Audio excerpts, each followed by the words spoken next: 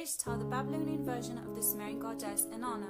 In the Epic of Gilgamesh, she tries to seduce King Gilgamesh, is repulsed by him as he lists her many faults as a fair-weather lover, and calls down the bull of heaven to punish the king. Inanna Ishtar is another name for Isis. Osiris is god of the dead. His symbols are the crook and the flail. A crook is used to keep your sheep in order, and a flail is used to discipline your sheep. There's a direct connection between Freemasonry and the ancient Babylonian mystery religion, from which the ancient pagan religions of Egypt, Persia, Greece, and Rome eventually developed. It all goes back to men named Nimrod, who the Freemasons view as the true originator of their order.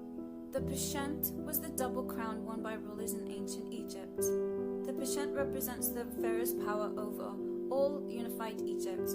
It bore two animal emblems, an Egyptian cobra known as Uraeus, which symbolized the lower Egyptian goddess with jets, and the Egyptian vulture. Cernunnos has spirals like the Egyptian crown.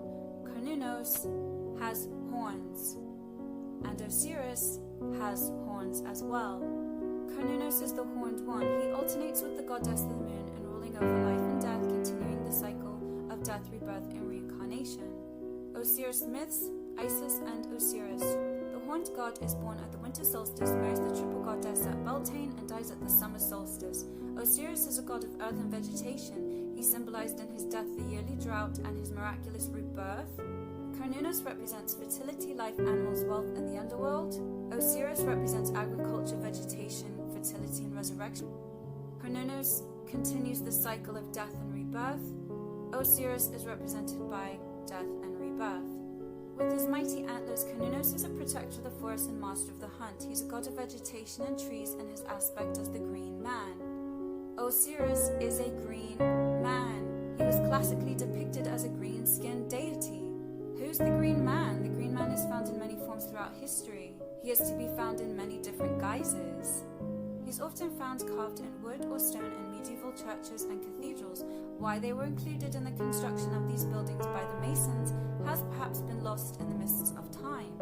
Fauns are a Roman mythical creature mirroring the wild men of the woods.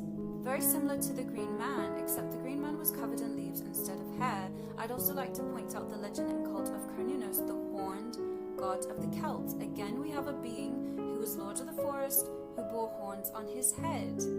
Osiris has horns on his head. Osiris is a green man. Cernunnos has a snake in one hand.